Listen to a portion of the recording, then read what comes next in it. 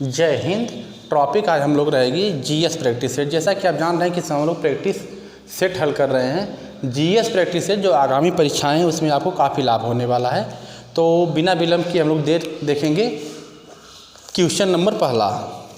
देखिए पहला क्वेश्चन है, काउंसिल ऑफ स्टेट का हिंदी नाम राज्यसभा कब पड़ा। पहला क्वेश्चन है,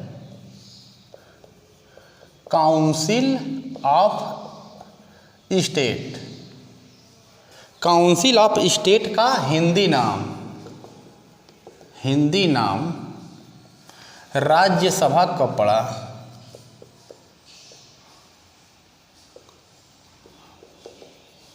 विकल्प आपके सामने है 23 अगस्त 1954, 23 अगस्त 1954। अगला विकल्प है 20 अगस्त 1947। अगला विकल्प है 20 जनवरी 1950। और अगला है कोई नहीं। इसमें 4 विकल्प है। तो ध्यान से देखिए, काउंसिल ऑफ स्टेट का हिंदी नाम राज्यसभा कब पड़ा। तो 23 अगस्त 1954 को काउंसिल ऑफ स्टेट का नाम पड़ गया राज्यसभा। अब यह राज्यसभा है तो आपको पता होगा कि भारतीय संसद के 2 सदन, एक है राज्यसभा, एक है लोकसभा। तो राज्यसभा को तो काउंसिल ऑफ स्टेट कहा जाता था, उसका नाम बदल के 23 अगस्त 1954 को कर दिया गया राज्यसभा। लोकसभा का अंग्रेजी नाम था house of peoples, house of the peoples.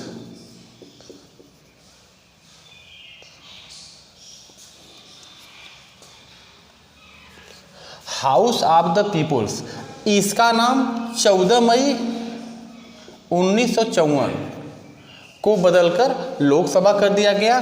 23 अगस्त 1954 को काउंसिल ऑफ स्टेट का नाम बदलकर राज्यसभा कर दिया गया। हमको लग रहा है क्वेश्चन आपको क्लियर हो गया होगा।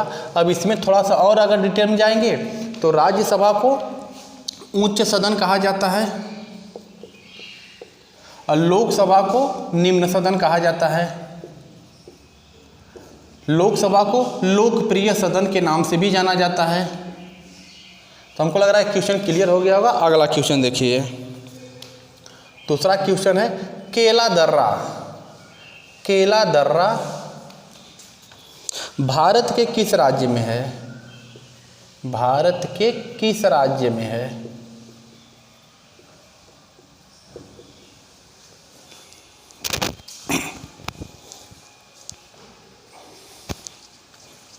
विकल्प आपके सामने है, पहला पंजाब,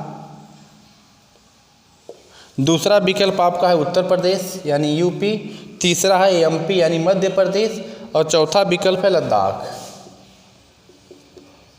तो हमसे पूछा केला दर्रा भारत के किस राज्य में है, तो यह लद्दाख में है। अगला क्वेश्चन आपके सामने है, पैंगोंग झील भारत के किस राज्य में है। पैंगोंग झील भारत के किस राज्य में है।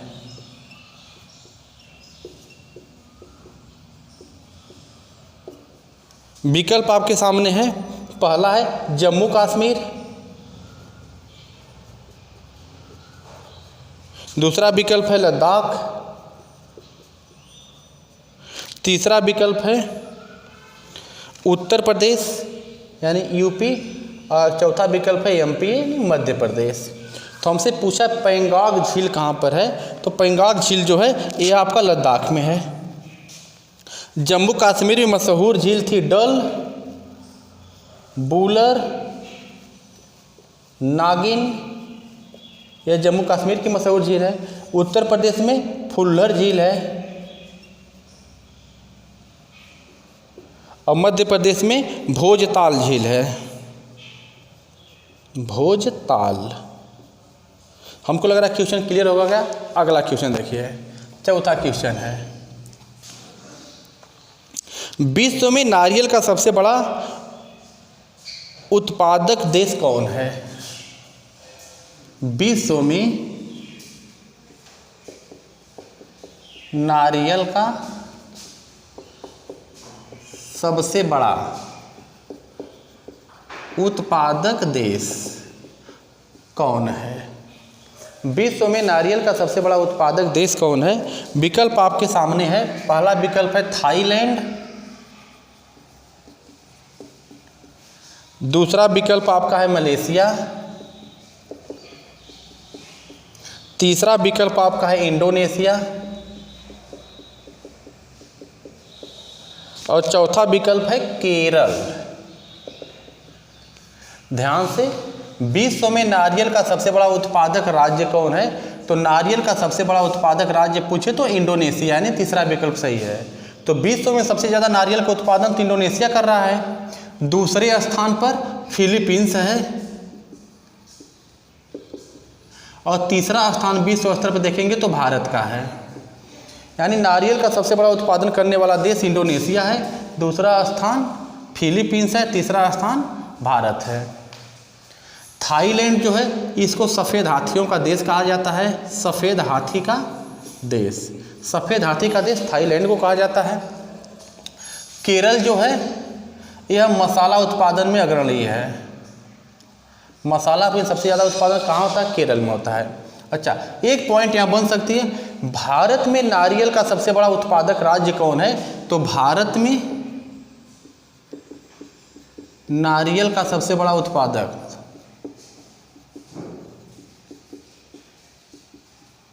कर्नाटक है। भारत में नारियल का सबसे बड़ा उत्पादक कर्नाटक राज्य में है। अगला क्वेश्चन है, भारत के उद्धारक की संज्ञा किसे दी गई है? पांचवा क्वेश्चन है, भारत के उद्धारक की संज्ञा किसे दी गई है? क्वेश्चन है, भारत के उद्धारक की संज्ञा किसे दी गई है? विकल्प आपके सामने है, रिपन, अगला है कर्जन, अगला विकल्प है कैनिंग और अगला विकल्प है मेयो। तो भारत के उद्धारक की संज्ञा रिपन को दी गई है। कर्जन 1905 में बंगाल का विभाजन करने वाला कर्नल के समय हुआ जो कर्जन है। कैनिंग को भारत का प्रथम वायसराय कहा गया है। मेयो 1872 में, मेयो के समय 1872 में सबसे पहली बार जनगणना हुई थी। लेकिन रिपन के समय 1881 से इसको नियमित कर दिया गया। तो नियमित जनगणना रिपन के समय और भारत में पहली जनगणना जो है मेयो के समय हुई थी। हमको लग रहा है क्वेश्चन क्लियर हो गया होगा। अगला क्वेश्चन आपके सामने है, भारत का सबसे बड़ा बंदरगाह कौन है? भारत का सबसे बड़ा बंदरगाह कौन है?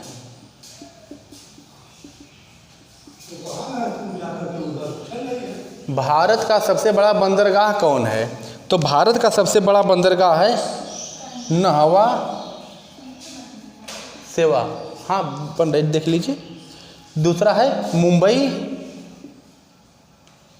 तीसरा विकल्प है कोलकाता और चौथा विकल्प है विशाखापट्टनम। तो भारत का सबसे बड़ा बंदरगाह पूछे तो मुंबई बंदरगाह सबसे बड़ा बंदरगाह है। तो हमको लग रहा है इतना क्वेश्चन क्लियर हो गया होगा। इसकी 60 लेना है तो ले लीजिए, इसके बाद आगे हम लोग बढ़ रहे हैं।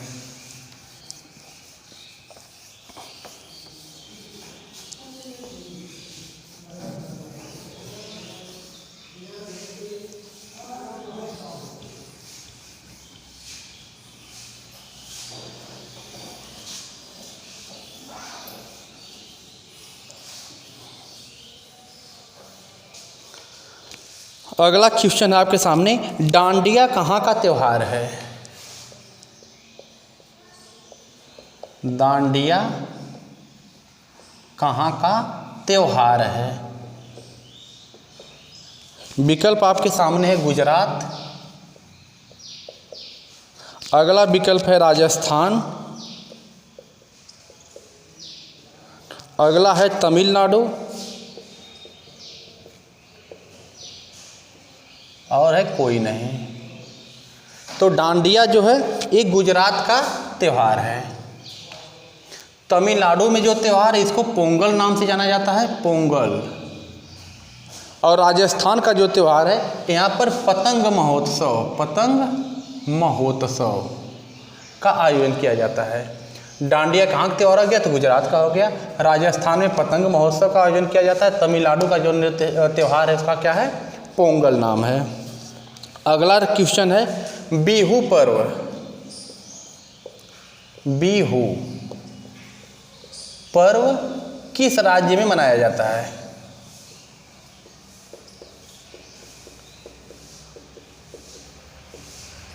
क्वेश्चन है बिहू पर्व किस राज्य में मनाया जाता है। विकल्प आपके सामने है। पहला है असम, अगला विकल्प है मेघालय, अगला है त्रिपुरा और अगला है कोई नहीं। तो बिहू पर्व जो है असम राज्य का मशहूर त्यौहार है। अगला क्वेश्चन है आपका एशिया का सबसे बड़ा पशु मेला कहाँ लगता है? एशिया का, ध्यान से बैठिए बस सुनिए, एशिया का सबसे बड़ा पशु मेला कहाँ?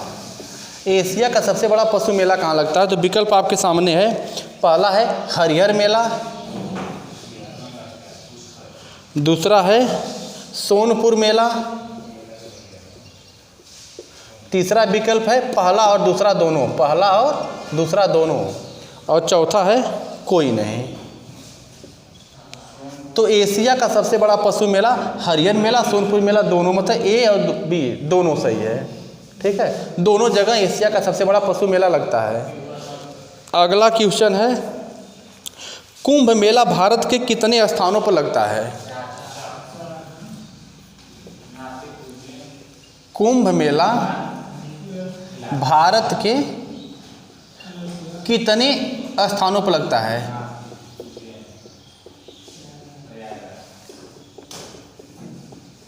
कितने स्थानों पर लगता है? विकल्प है 1, 2, 3, 4। तो कौन सा सही विकल्प भाई? 4 सही है, मतलब 4 स्थान पर लगता है। चारों स्थान का नाम 1, 2, 3, 4। इसकी यहाँ तक आ रही है क्या? 4 तक, 4 तक आ रही है। चलिए ठीक है। हाँ, नदी का नाम भी बताइए बाबू और स्थान का नाम भी।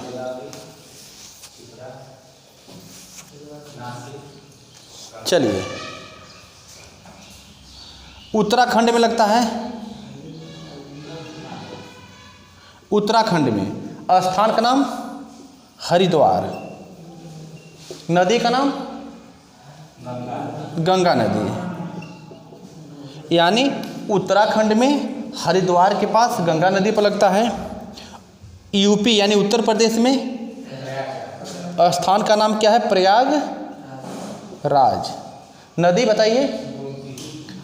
गंगा यमुना के संगम पर लगता है ना। उज्जैन में बोलिए, मतलब एक मध्य प्रदेश ले लीजिए, मध्य प्रदेश में, एमपी में स्थान उज्जैन में। ठीक है, नदी का नाम क्षिप्रा नदी। और एक हो गया महाराष्ट्र, स्थान का नाम बोले तो नासिक, और नदी गोदावरी नदी। ठीक है, तो भारत में 4 स्थान पर मेला लगता है। चारों राज्य, उसका स्थान और किस नदी के तट पर लगता है इसको हम लोग देख लिए। हाँ, कुंभ मेला 12 साल पर लगता है, तो 12 साल पर लगता है जिसको कुंभ कहा जाता है। और जब 6 साल पर लगता है तो इसको क्या कहा जाता है? अर्धकुंभ। ठीक, चलिए अगला क्वेश्चन है ताज महोत्सव कहाँ मनाया जाता है? ताज महोत्सव कहाँ मनाया जाता है? विकल्प हम आपको दे रहे हैं। पहला है आगरा, दूसरा है मथुरा, तीसरा विकल्प है बरेली और चौथा है कोई नहीं। तो ताज महोत्सव का आयोजन कहाँ किया जाता है? आगरा में किया जाता है। ठीक, अगला क्वेश्चन आपके सामने है, हिंदू मुस्लिम एकता का प्रतीक, हिंदू मुस्लिम एकता का प्रतीक कौन सा त्योहार है, पूछ रहा है। विकल्प हम आपको दे रहे हैं। पहला विकल्प है सुलह कुल, दूसरा विकल्प है कुंभ, तीसरा है ताज महोत्सव और चौथा कोई नहीं। तो हिंदू मुस्लिम एकता का प्रतीक चिन्ह कौन सा त्योहार है? सुलह कुल है, सुलह कुल। ठीक, अकबर द्वारा चलाया गया त्योहार था यह सुलह कुल। तो हिंदू मुस्लिम एकता का प्रतीक कौन हो गया? सुलह कुल। अगला क्वेश्चन आपके सामने है, जितने भी क्वेश्चन इस सब परीक्षाओं में पूछे गए हैं इंपॉर्टेंट है। ठीक, अगला क्वेश्चन है, भारत की सबसे बड़ी सहायक नदी कौन सी है? भारत की सबसे बड़ी सहायक नदी कौन है? विकल्प हम आपको दे रहे हैं। पहला गंगा, दूसरा यमुना, तीसरा विकल्प है आपका गोदावरी और चौथा है कोई नहीं। इसके वहाँ क्या रही है भाई, किसा तो नहीं कट रहा है? अरे ठीक है, हाँ बोलिए। भारत की सबसे बड़ी सहायक नदी, बिल्कुल सही। भारत की सबसे बड़ी सहायक नदी कौन है? यमुना नदी है। लेकिन भारत की सबसे बड़ी नदी बोलेगा तो गंगा नदी है। सबसे बड़ी गंगा है, लेकिन सबसे बड़ी सहायक नदी बोले तो यमुना है। गंगा नदी को बांग्लादेश में किस नाम से जाना जाता है? पद्मा कहा जाता है। गोदावरी नदी को वृद्ध गंगा या इसको बूढ़ी गंगा भी कहा गया है। इसको दक्षिण भारत की भी गंगा कहा गया है। तो हमको लग रहा है इतना क्वेश्चन क्लियर हो गया होगा।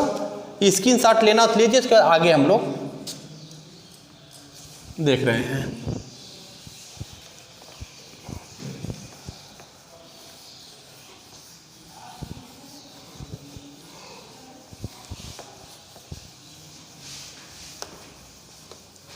हाँ, इस जीएस में देखा करिए ना कितना आप लोगों को आ रहा है, कितना जीएस का आंसर आप लोग दे रहे हैं।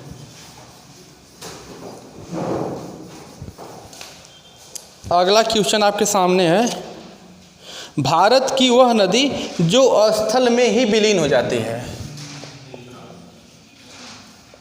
भारत की वह नदी जो स्थल में विलीन होती है वह कौन है? ठीक, विकल्प हम आपको दे रहे हैं।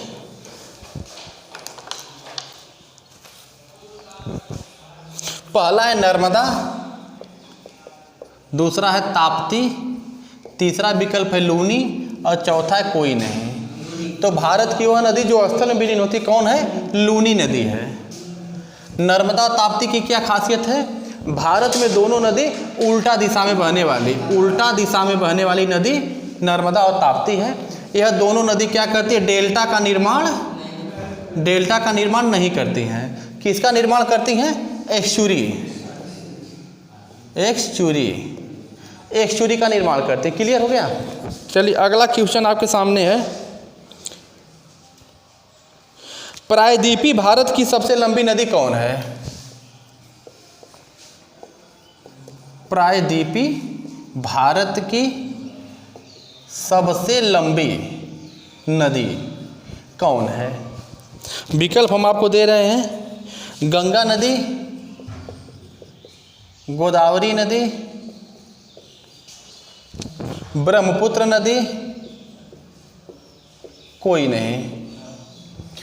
तो प्रायद्वीपीय भारत की सबसे लंबी नदी अगर बोले तो गोदावरी नदी है। प्रायद्वीपीय भारत बोले चाहे दक्षिण भारत बोले, इसमें सबसे लंबी नदी गोदावरी नदी है। भारत की सबसे लंबी नदी बोलेगा तो गंगा नदी है। ठीक, अगला क्वेश्चन है,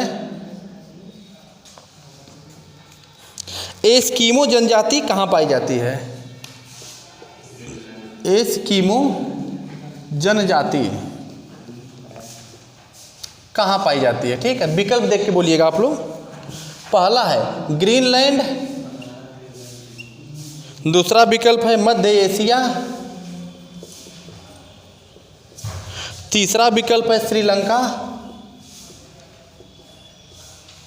और चौथा विकल्प है कोई नहीं। तो एस्किमो जनजाति कहाँ पाई जाती है? ग्रीनलैंड में। मध्य एशिया की जो मशहूर जनजाति का नाम बता दीजिए। किर्गिज और नीलग्रंथ। किर्गिज हो गया। ठीक है, श्रीलंका की जनजाति का नाम बेदास। ठीक, तो एस्किमो जनजाति कहाँ पाई जाती है? तो ग्रीनलैंड पाई जाती है। क्लियर। अगला क्वेश्चन, बुशमैन जनजाति कहाँ पाई जाती है? बुशमैन जनजाति कहाँ पाई जाती है? बुशमैन जनजाति कहाँ पाई जाती है? विकल्प आपके सामने है। पहला है कालाहारी, दूसरा विकल्प है साइबेरिया, तीसरा विकल्प है न्यू गिनी और चौथा है कोई नहीं। तो बुशमैन जनजाति कहाँ पाई जाती है? कालाहारी मरुस्थल में। विश्व का सबसे बड़ा नदी द्वीप कौन है? क्वेश्चन है, विश्व का सबसे बड़ा नदी द्वीप कौन है? विश्व का सबसे बड़ा नदी द्वीप कौन है? हम विकल्प आपको दे रहे हैं। पहला है माजुली, दूसरा है उमानगढ़ और तीसरा विकल्प है रौना और चौथा है कोई नहीं। कोई नहीं। तो विश्व का सबसे बड़ा नदी द्वीप माजुली द्वीप है और विश्व का सबसे छोटा नदी द्वीप बोलेगा तो उमानगढ़ है। तो ये सबसे छोटा है, यह सबसे बड़ा है। ठीक। अच्छा, अगला क्वेश्चन है, विश्व का सबसे छोटा नदी द्वीप, विश्व का सबसे छोटा नदी द्वीप कौन है? तो जाहिर सी बात है, अभी इसका आंसर हम लोग दे चुके उमानगढ़। हम यहाँ पर विकल्प वही रहेगा, माजुली, उमानगढ़, रौना, कोई नहीं। यह क्वेश्चन रिवीजन हो गया है। तो मान लीजिए विश्व का सबसे छोटा नदी द्वीप उमानगढ़ है और विश्व का सबसे बड़ा नदी द्वीप माजुली है। यह दोनों किस नदी पर है? तो ब्रह्मपुत्र नदी पर है। कहाँ पर है? असम राज्य में। क्लियर हो गया क्वेश्चन। अगला क्वेश्चन है आपका,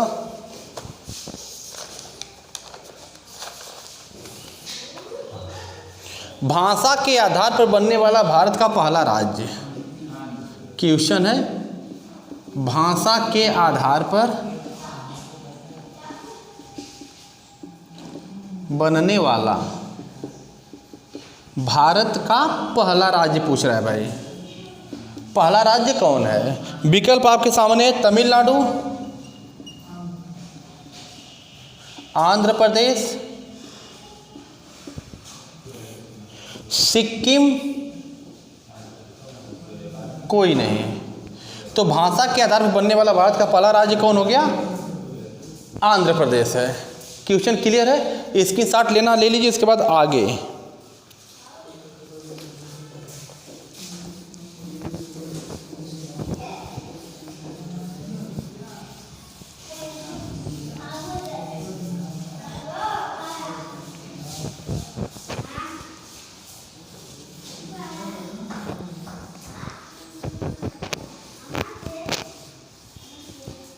अगला क्वेश्चन आपके सामने है, भारतीय संविधान के भाग 1 में उल्लेख है।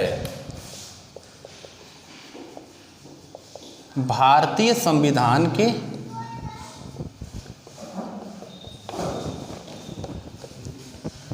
उल्लेख है। भारतीय संविधान के भाग 1 में उल्लेख है, किसका पूछ रहा है? विकल्प आपका है नागरिकता, दूसरा विकल्प है राज्य, तीसरा विकल्प है मूल अधिकार और चौथा विकल्प है कोई नहीं। तो भारतीय संविधान के भाग 1 में किसका उल्लेख है? राज्य का है। नागरिकता का किस भाग में उल्लेख? भाग 2।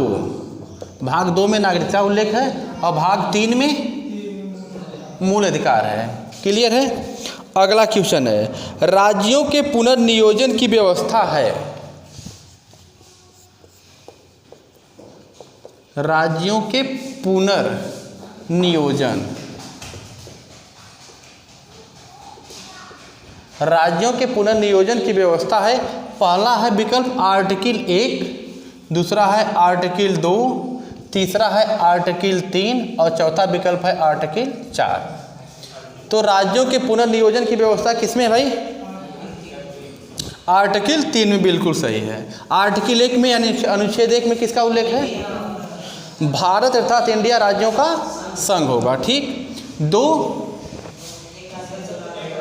भारत से बाहर के राज्य क्षेत्र को मिलाने वाली बात है। भाग 3 में किस आर्टिकल 1 है, आर्टिकल 2 है, आर्टिकल 3। आर्टिकल 3 में राज्यों का पुनर्नियोजन, यानी भारत देश के अंदर जो राज्य हैं उनको तोड़ा जा सकता है, एक राज्य को किसी अन्य राज्य में मिलाया जा सकता है या 2 राज्य में से थोड़ा थोड़ा हिस्सा लेके एक अलग राज्य बनाया जा सकता है। दोनों आर्टिकल क्लियर हो गया। आर्टिकल 4 में क्या कहा गया है? 2 और 3 द्वारा किया गया कोई भी कार्य संविधान संशोधन नहीं माना जाएगा। क्लियर है? अगला क्वेश्चन, मार्ले मिंटो सुधार। मार्ले मिंटो सुधार, मार्ले मिंटो सुधार संबंधित है। विकल्प हम आपको दे रहे हैं। पहला है 1935, दूसरा विकल्प है 1909, तीसरा विकल्प है 1919 और चौथा विकल्प है 1947। तो मार्ले मिंटो सुधार जो है यह संबंधित किससे है? 1909 से। 1919 का नाम बताइए। Montagu Chelmsford, Montagu Chelmsford. 1947 को भारत स्वतंत्रता अधिनियम, भारत स्वतंत्रता अधिनियम है। 1935 भारत शासन अधिनियम है। तो यह भारत शासन अधिनियम हो गया। मार्ले मिंटो 1909 है। 1919 को मॉन्टेग्यू चेम्सफोर्ड कहा जाता है और 1947 को भारतीय स्वतंत्रता अधिनियम के नाम से जाना जाता है। अगला क्वेश्चन है, भारत के गवर्नर जनरल को वायसराय कहा गया। क्वेश्चन है, भारत के गवर्नर जनरल को वायसराय कहा गया। कब कहा गया है? बोलिए। हाँ, विकल्प हम आपको दे रहे हैं। 1935, 1858, 1919, 1947। भारत के गवर्नर जनरल को वायसराय नाम कब दिया गया था भाई? 1858 में।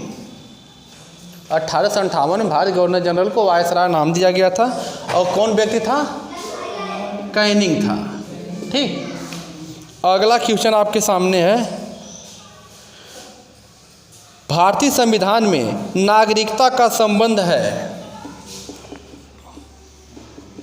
भारतीय संविधान में नागरिकता का संबंध है। भारतीय संविधान में नागरिकता का संबंध किससे है? विकल्प हम आपको दे रहे हैं। भाग 1, भाग 2, भाग 3 और भाग 4। तो नागरिकता का संबंध पूछ रहा है, तो नागरिकता का संबंध किस में है? भाग 2 में। भारतीय संविधान के भाग 2 में नागरिकता का संबंध है। भाग 1 में संघ और राज्य क्षेत्र के बारे में कहा गया है। भाग 3 मूल अधिकार है, यह मूल अधिकार है। भाग 4 क्या है? नीति निर्देशक तत्व है। भाग 1 क्या है? संघ और राज्य है। और भाग 2 तो आपका नागरिकता हो गया। तो आज हमारी वीडियो यहीं तक रहेगी, आगे मिलेंगे दूसरे वीडियो के साथ, तब तक के लिए धन्यवाद।